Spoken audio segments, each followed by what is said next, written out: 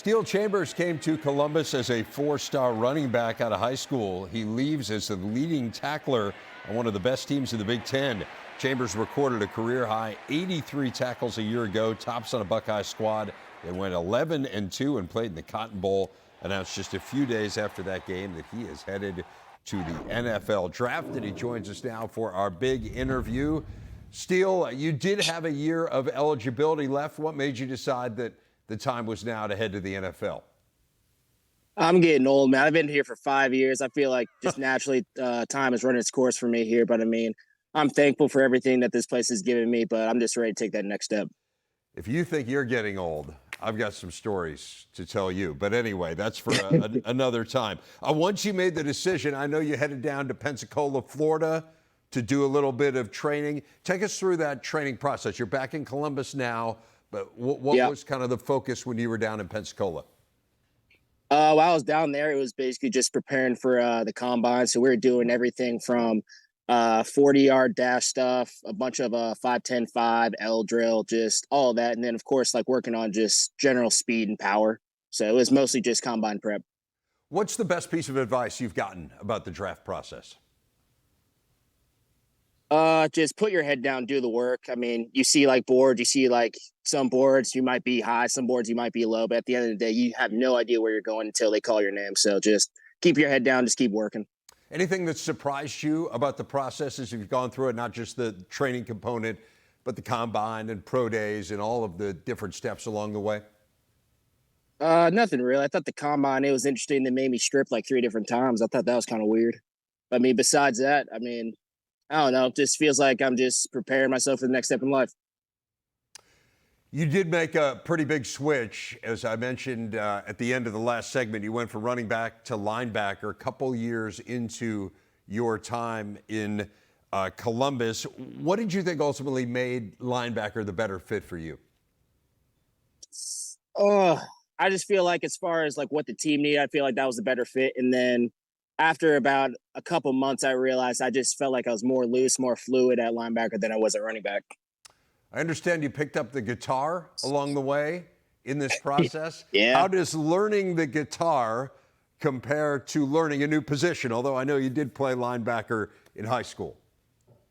I don't know, dude. I'm a little slow right now learning the guitar, but I'd say changing positions are probably harder. But I mean, guitar is hard. I got to do one thing with one hand, one thing with the other hand. I'm not very good at it, but I'm getting there.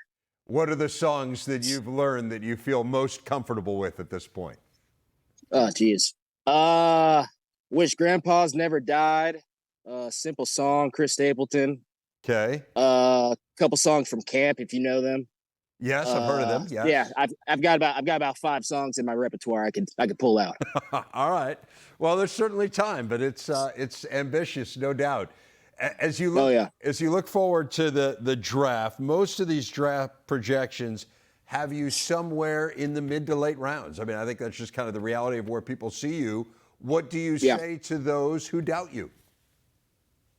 Screw it. I don't really care if you doubt me or not. Simple as that. You literally would say that to their face. Yeah, I don't really care. All right. What's the biggest asset that you think you would bring to an NFL team? I think just speed, just getting to the ball, and then I like to have fun. So just a guy that brings energy all the time. As you reflect on your Ohio State career, Steele, is there a moment that you will look back on most fondly that was the highlight of your time there? Yeah. I mean, a lot of it, honestly, for me was just off the field stuff with the guys. I mean, I think that was always a fun time, but I mean, there's certainly a bunch of on the field stuff that I won't forget.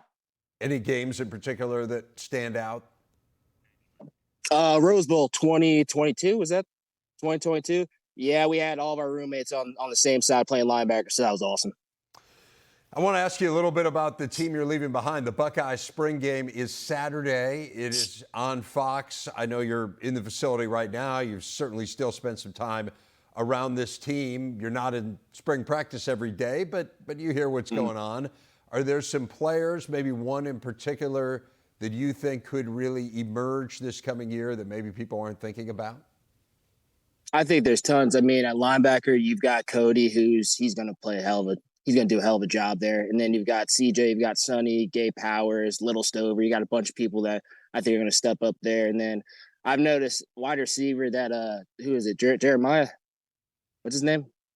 Yeah. I think Jeremiah Smith. He kind of looks like a freak among a freak of nature. So he's probably going to be good. All right. Well, guys, for us to watch, I want to ask you about the new linebackers coach, a fellow by the name of James Laurinaitis. He was our former colleague here at the Big Ten Network, went to Notre Dame briefly, was on the staff last year, but was not a full-time position coach. What does he bring to that position? He just brings energy, and then just a sense of whenever you're getting coached up by him, you know that he's gone through the exact same things that you have. I mean, he's literally been through it all, leading tackler for the Rams. So you know whatever he's telling you, it's probably correct. So there's no really like indecision whether or not you should be listening to him or not. Last question for you, Steele. I know it's one that's on the minds of many Buckeye fans. What's it going to take to beat Michigan and return to the top of the Big Ten next year? I almost said something I should have. I don't know. Just let him hang, man. Just go out there and play loose. Steele, I appreciate you sharing your unfiltered thoughts with us. You know, your willingness not to hold back is much appreciated. Yeah, I'm trying not to get in trouble with my mom and say something stupid on here. All right, Steele Chambers, congrats on a great career. Best of luck in the draft. We'll be watching, man. That's it. Yep, appreciate it, brother. Well, Saturday we got spring football here on the Big Ten Network, noon Eastern. You can see Purdue in action at Ross-Ade. Then at 2, it's Penn State taking the field. The blue-white game all Saturday, only on the Big Ten Network and the Fox Sports app. We will turn our attention to lacrosse next. Nationally ranked teams throughout the conference on both the men's and women's side. Analyst Mark Dixon stopping by to help sort through it all. Straight ahead.